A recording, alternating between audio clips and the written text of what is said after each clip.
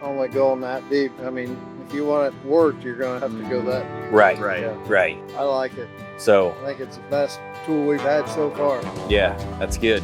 Good to hear. Well, I was telling Jesse in the cab, to get a tool that's this wide, consistent in this, it's especially rolling as far as contours, as far as how this it's a tall task. for sure. In following a machine that made it even worse. Sure. Yeah. Run this a couple of years. It's gonna keep getting better the more we run it. Right.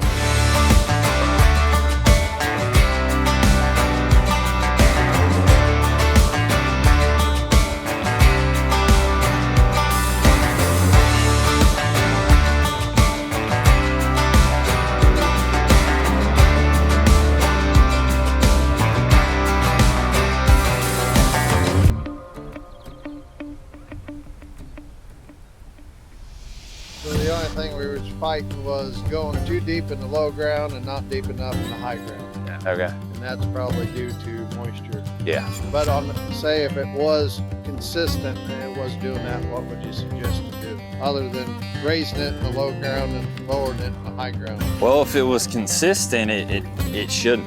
Right. Yeah, it should do. But the low ground's gonna be more mallower than the high ground. Right. And I think that's just the nature of the beast there. About the only thing you could try is when you get to the high ground, take out your constant on the baskets. See what that does. And then you get over that knoll, kick it back in. Because what we're doing, whenever we throw 900 pounds back here, we're robbing it from here. Right. So, but you could try that. You know, you wouldn't have to do that on consistent Right. stuff, but you could try it for a pass, see what it does. Because man, you take constant out of them baskets and it'll right eat. back to the machine. Yeah, What's on the AB line if you want to run it uniform up? I do. I can do that. I was running 12th gear. 12th gear. Yeah, let's see what we get.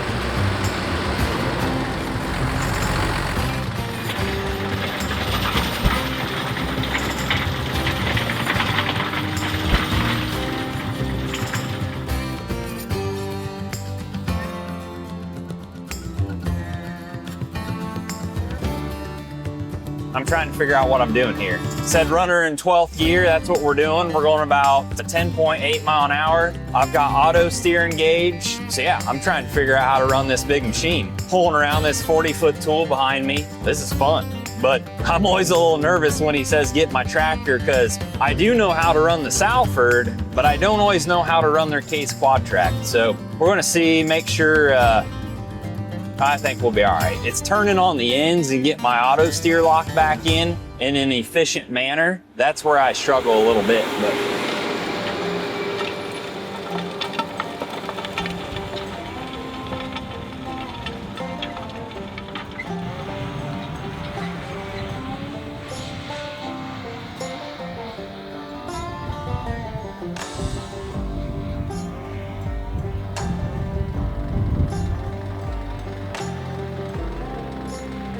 would release my basket pressure going up over the hills. I think that made a good bit of difference. Really? Yeah, I mean, it took a little getting used to. I think it's doing a good job. I took the pressure off the wings down there on my way back. Yeah. So, Yeah, it looked like it was right. yeah, I feel like it was doing a pretty good job coming back. Took a little getting used to.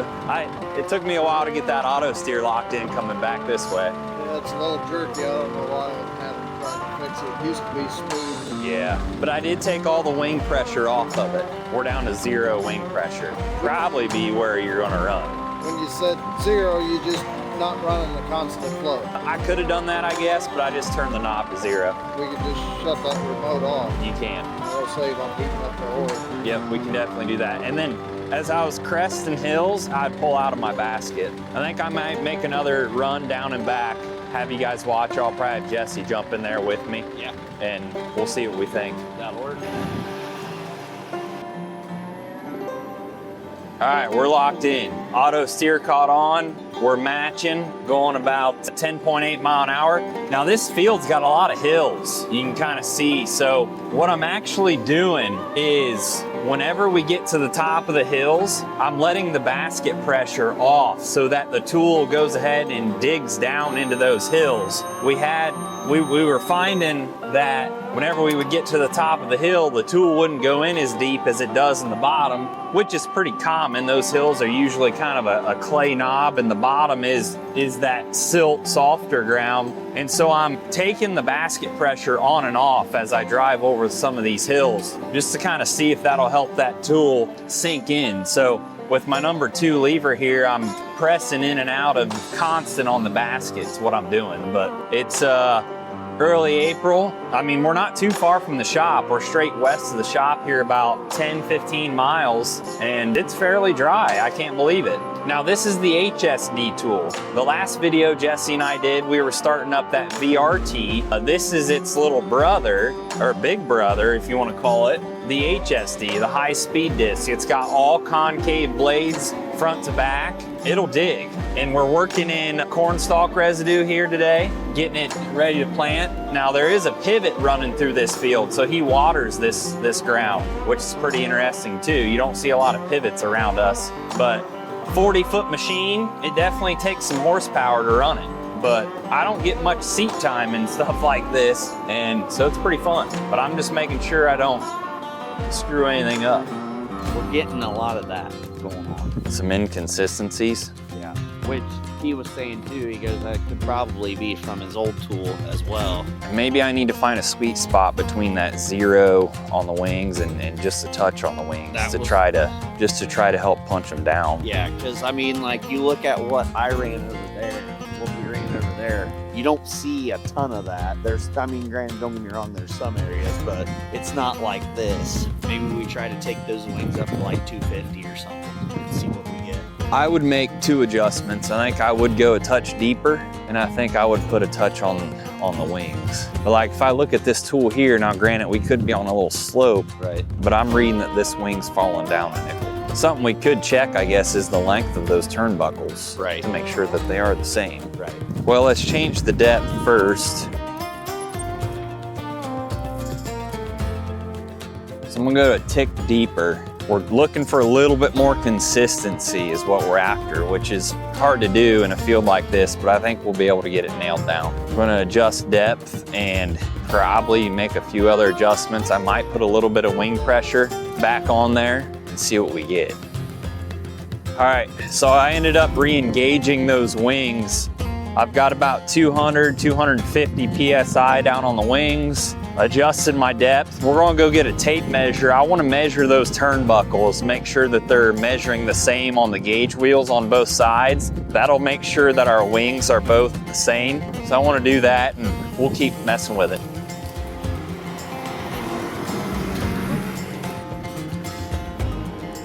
Getting a tool that's this wide to be perfectly consistent left to right in a field like this is a tough task. It can be done. We just got to figure out what we got to do it. That's the beauty of these tools. We can do pretty much everything. We just got to figure out what adjustments to make when. I think the depth that we added is going to increase our consistency. And of course, we'll go grab a tape measure, measure those turnbuckles. That'll guarantee consistency left to right on those gauge wheels. 47 3/4. 16. Okay, so maybe a tick over a quarter.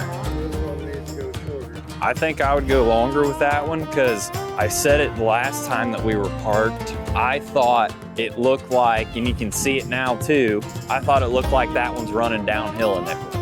Whereas this one, I feel like it looks parallel, closer to parallel with that mainframe. Now I know we're not sitting on perfect flat ground here, but that's twice now that I've noticed that wing being lower. Plus we were saying the center wasn't going deeper, so we need to bring the wheels down, try and put a little more weight in the center. Right.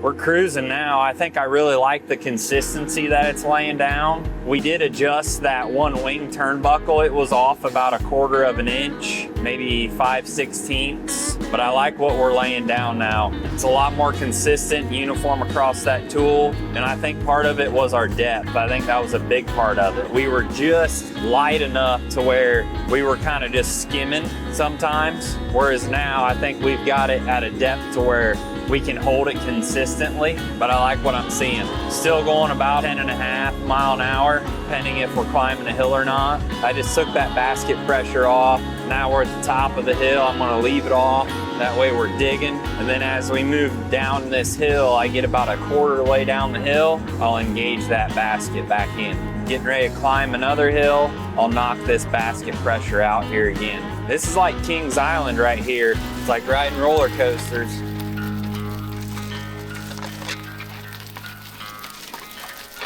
All right, guys, we're out here. It's early April, sun shining, and customer called. He had purchased a brand new 40-foot Salford HSD from us, and he wanted to get it prepped and ready to roll here this spring.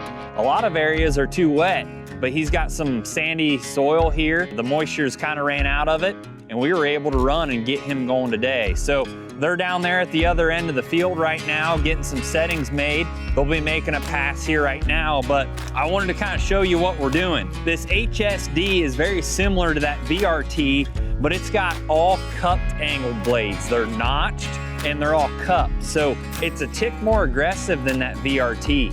And you know, we're underneath irrigation here, so our yields are typically pretty high.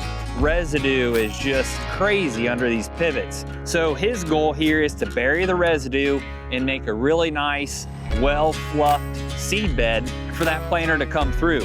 And we've got this thing set at about 3.5 inches here. And I just wanted to show you kind of the finish and how well we're mixing this soil. As you look across here, there's very little residue showing at all. Our finish is just incredible. Clod size is extremely manageable. I'm running about 900 PSI on those double rolling baskets, and that's what's kind of doing that chopping effect. You know, this is probably the largest clod that we found out in this field, or that you will find, I should say. So our finish is great, our levelness is awesome, our consistency, we finally are working on getting that dialed in here. This field has got a lot of hills and valleys, and so getting a tool that's that wide to lay down a beautiful, consistent pass is kind of tough to do, but we're getting it dialed in. But mainly I wanted to show you how deep we're going, how well this residue is mixed in, how well it's chopped up, and how fine and nice this is. That's a beautiful seed bed here for early April, and whenever we're dealing with this amount of residue, it's gonna take a tool like that HSD to manage all this stuff. So we're making passes here, we're making adjustments with every pass. Again, a brand new tool startup, and he wanted us to come out here today and get this thing fired up for him. They're just too big, too long. Right. This is a wonderful tool. And it's narrow transport. Yes. You know, Yes. even at 40 feet wide to transport what this thing does, that's tough to beat. Right. Sounds good. Let's fold it up and go to the barn. Okay, that works for me. I'll let me just fold it up and follow you guys, or where are we headed? You run it up there, we'll meet you up there. Okay, that'll work.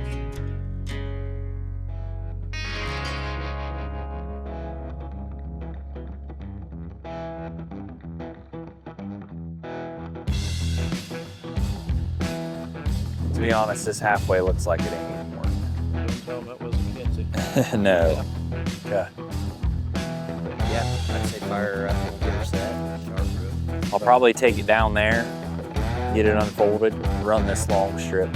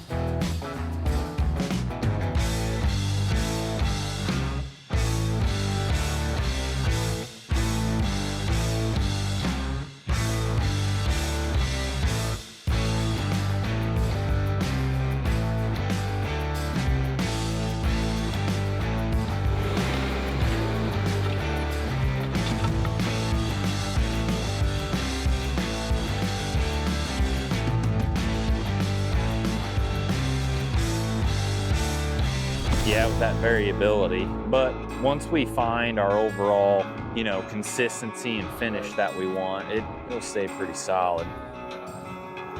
Seedbed. Right. I think it's burying, but it's still finishing, and that's what we're after. High residue corn, that's for sure. Over there, whenever we did shallow it up, I liked how it looked, but we lost some consistency. Right. And so when we went deeper, it was enough, and I would agree. I think right here we're probably a touch deep to where we're pulling up plenty of moisture, a little bit of clods. Kind of ran out of real estate a little bit just in this little area. I start slowing her down and turning her about 500 feet right before you do. But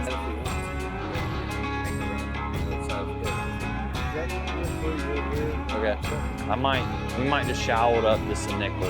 I did. Oh, okay. Yeah. Right. So what is the ultimate test for a tillage tool? Is it its versatility to dance from situation to situation, or if it can handle high residue really well? To me, it's that ability to fluctuate from situation to situation. Today, we showed you how the HSD can shine prepping the planter for corn and soybean ground. And today, where I'm standing now, we're underneath the pivot on high residue 300 bushel corn. Now, we talked about it in that VRT video, but what we're doing here is top level management. We're managing for the corn planter. We want to get this stuff buried, but we got to have it pancake smooth, and you know we have to have that consistency. And that's what we're seeing here today. We've got this tool set at the right depth to where we're digging and burying, but we're not bringing up clods, and anything that does come up gets shattered really quickly.